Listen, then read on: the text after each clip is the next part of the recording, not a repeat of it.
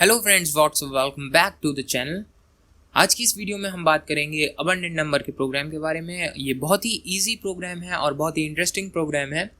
So without any further ado, let's begin.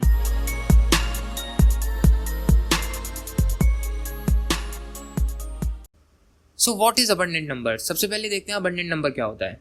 एक number n एक abundant number होता है अगर उसके सम ऑफ प्रॉपर डिवाइजर्स ग्रेटर होता है उस नंबर से। अब प्रॉपर डिवाइजर क्या होता है?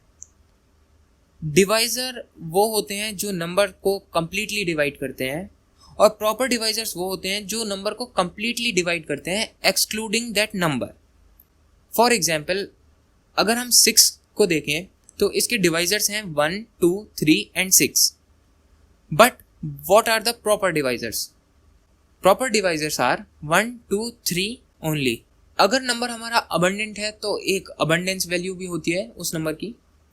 अबंडेंस वैल्यू क्या होती है? अबंडेंस वैल्यू वो एक्सेसिव वैल्यू होती है जो सम और नंबर के डिफरेंस को करके आती है। अगर हमारा नंबर एक अबंडेंट नंबर है तो एक अबंडेंस वैल्यू भी कैलकुलेट कर सकते हैं हम। अबंडेंस वैल्यू हम कैसे कैलकुलेट करते हैं? अबंडेंस वैल्यू हम कैलकुलेट करते हैं सम ऑफ प्रॉपर डिवाइजर्स में से नंबर की वैल्यू को सब्ट्रैक्ट करके। अबंडेंट नंबर को हम एक्सेसिव नंबर भी कहते हैं। सो एक एग्जाम्पल देखते हैं जिससे हमें प्रॉपरली ये क्लियर होगा कॉन्सेप्ट। तो सपोज अगर हमारा नंबर है 12, तो इसके प्रॉपर डिवाइजर्स हुए 1, 2, 3, 4 and 6। We will not include 12। अगर यहाँ पे डिवाइजर्स पूछा होता तो हम 12 को इंक्लूड करते, लेकिन यहाँ पे प्रॉपर डिवाइजर्स हैं इसलिए 1, 2, 3, 4 and 6 and we will exclude this number 12। Okay, now the sum of these proper divisors is 16 and 16 is greater than our number 12। तो आउटपुट आया it is an abundant number, और फिर हम अबंडेंस वैल्यू कैलकुलेट करेंगे। 16 में से 12 को subtract करके जो वैल्यू आएगी दैट इज 4, वो हमारी अबंडेंस वैल्यू होगी। दूसरा एग्जांपल देखते हैं। सपोज 21 हमने इनपुट किया तो इसके प्रॉपर डिवाइजर्स हुए 1, 3 एंड 7। 21 को इंक्लूड हम नहीं करते हैं प्रॉपर डिवाइजर्स में। सम ऑफ प्रॉपर डिवाइजर्स हुए 11, और 11 is lesser than 21, so it is not an abundant number। ये abundant number नहीं है तो इसकी कोई abundance value भी नहीं होगी। So I hope आपको ये abundant number की definition समझ में आई होगी और ये क्या होता है आपको समझ में आया होगा। अब हम इसका algorithm देखते हैं। तो सबसे पहले हम एक नंबर को इनपुट करेंगे, फिर हम उस नंबर के प्रॉपर डिवाइजर्स को चेक करेंगे और उनका सम एक वेरिएबल में कैलकुलेट कर लेंगे। फिर हम चेक करेंगे कि सम हमारा ग्रेटर है नंबर से या नहीं। अगर हमारा सम ग्रेटर होता है तो हम प्रिंट करेंगे it is an abundant number, और फिर हम अबंडेंस वैल्यू को फाइंड आउट करेंगे और प्रिंट करेंगे by subtracting number from the sum of proper divisor.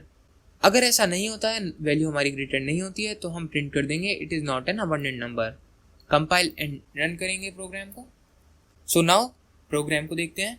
तो प्रोग्राम देखते हैं, यहाँ पे हमने java.io पैकेज को इंपोर्ट किया है, फिर java.util पैकेज को इंपोर्ट किया है। क्लास का नेम रखा है abundant_number, क्योंकि क्लास के नेम का रूल होता है कि यहाँ पे वाइट स्पेस अलाउड नहीं होता है। वाइट स्पेस की जगह हम अंडरस्कोर का यूज़ कर सकते हैं। फिर हमने यहाँ पे मेन मेथड को डिफाइन किया है। स्कैनर क्लास से हम इनपुट लेंगे और स्कैनर क्लास का ऑब्जेक्ट है इन। फिर हमने यहाँ पे कुछ वेरिएबल्स को डिफाइन किया है।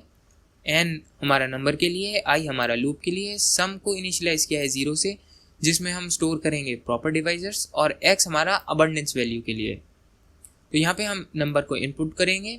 सपोज हमने नंबर इनपुट किया 12, तो for i equals to 1, i is less than n i plus plus, तो i 1 से चलेगा लेस देन n तक चलेगा और एक एक करके वैल्यू इंक्रीज होगी। तो जब i की वैल्यू 1 होगी तो ये चेक करेगा कि n mod i की वैल्यू है 1, तो जब हम 12 को 1 से डिवाइड करेंगे तो रिमाइंडर 0 आता है, तो ये कंडीशन ट्रू हो जाएगी और सम में i की वैल्यू ऐड हो जाएगी। तो सम की प्रीवियस वैल्यू है 0, तो इसमें 1 ऐड हो जाएगा तो 1। अब i की वैल्यू इंक्रीज होगी और 2 हो जाएगी। 2 भी कम्प्लीटली डिवाइड करता है 12 को और रिमाइंडर 0 आता है, तो ये अगेन कंडीशन ट्रू है। तो सम की प्रीवियस वैल्यू में i की वैल्यू दोबारा ऐड हो जाएगी। तो सम की प्रीवियस वैल्यू 1 थी, अब इसमें 2 और ऐड हो जाएगा। तो 3 हो गया टोटल। अब i की वैल्यू इंक्रीज हुई और 3 हो गई। 3 भी 12 को कम्प्लीटली डिवाइड कर देता है और रिमाइंडर 0 आता है, तो ये कंडीशन फिर से ट्रू हो गई।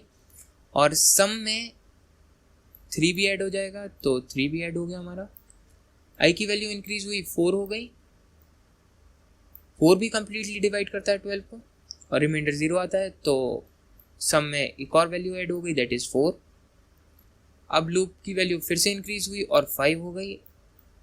अब जब हम 12 को 5 से डिवाइड करते हैं तो हमारा रिमाइंडर 0 नहीं आता है, तो यहाँ पे कंडीशन ये फॉल्स हो गई। तो ये वाली कंडीशन अब एग्जीक्यूट नहीं होगी।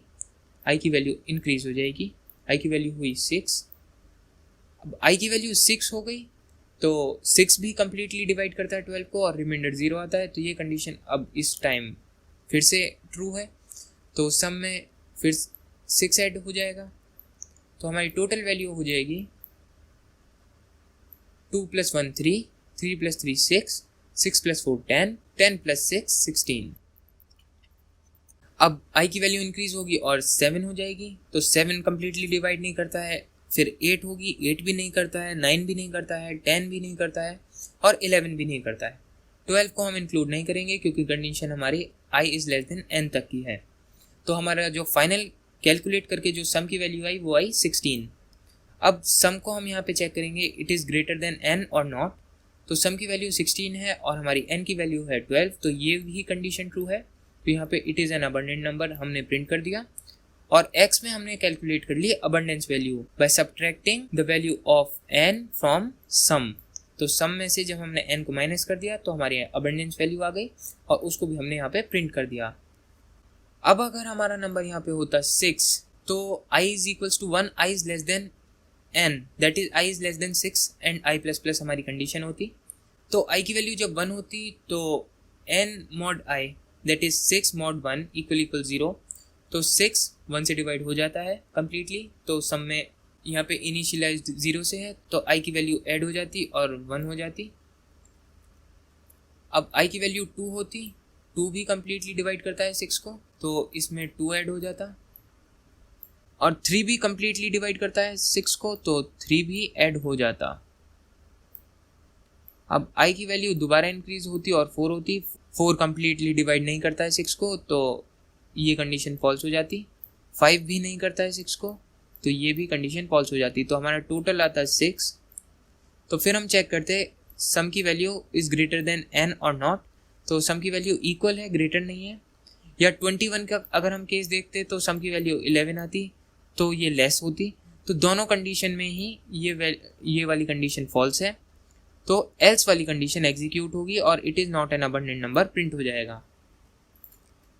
यहाँ पे हमारा मेन मेथड क्लोज होता है, यहाँ पे हमारी क्लास क्लोज होती है। सो आई होप आपको ये प्रोग्राम समझ में आया होगा और आपको कुछ नया सीखने को मिला होगा। अगर आपका कोई भी डाउट है या कोई भी सजेशन है तो आप कमेंट कीजिए, मैं आपके कमेंट का रिप्लाई ज़रूर दूंगा। और अगर आपने मुझे अभी तक इंस्टाग्राम पे फॉलो नहीं किया तो इंस्टाग्राम पे प्लीज़ फॉलो कर लीजिए। अब हम इस प्रोग्राम को रन करके देखते हैं। तो वैल्यू इनपुट करते हैं हम 12। So it is an abundant number और अबंडेंस वैल्यू आ गई 4। अगेन रन करते हैं और वैल्यू डालते हैं 6। So it is not an abundant number. Again run करते हैं और वैल्यू डालते हैं 21। It is not an abundant number. So I hope आपको ये प्रोग्राम समझ में आया होगा और आपको सीखने को मिला होगा। अगर आपको कोई भी डाउट या सजेशन है तो आप कमेंट कीजिए, मैं आपके कमेंट का रिप्लाई ज़रूर दूंगा। अगर आपको ये वीडियो अच्छी लगी है तो आप इस वीडियो को लाइक कीजिए। चैनल को अगर आपने अभी तक सब्सक्राइब नहीं किया है तो चैनल को सब्सक्राइब कीजिए और बेल आइकन को ज़रूर प्रेस कर दीजिएगा। अगर आपने मुझे अभी तक इंस्टाग्राम पे फॉलो नहीं किया है तो इंस्टाग्राम पे भी फॉलो कर लीजिए। अगर आपको इस प्रोग्राम का सोर्स कोड या एल्गोरिथम कुछ भी चाहिए तो आप मेरी वेबसाइट bluejcode.blogspot.com पे जाके विजिट कीजिए, आपको वहाँ पे मिल जाएगा। वेबसाइट का लिंक डिस्क्रिप्शन में भी दे रखा है, तो आप वहाँ से विजिट कर सकते हैं। So that's all in this video. Thank you for watching. मिलता हूँ मैं फिर आपसे नेक्स्ट वीडियो में। Till next time, take care and bye bye.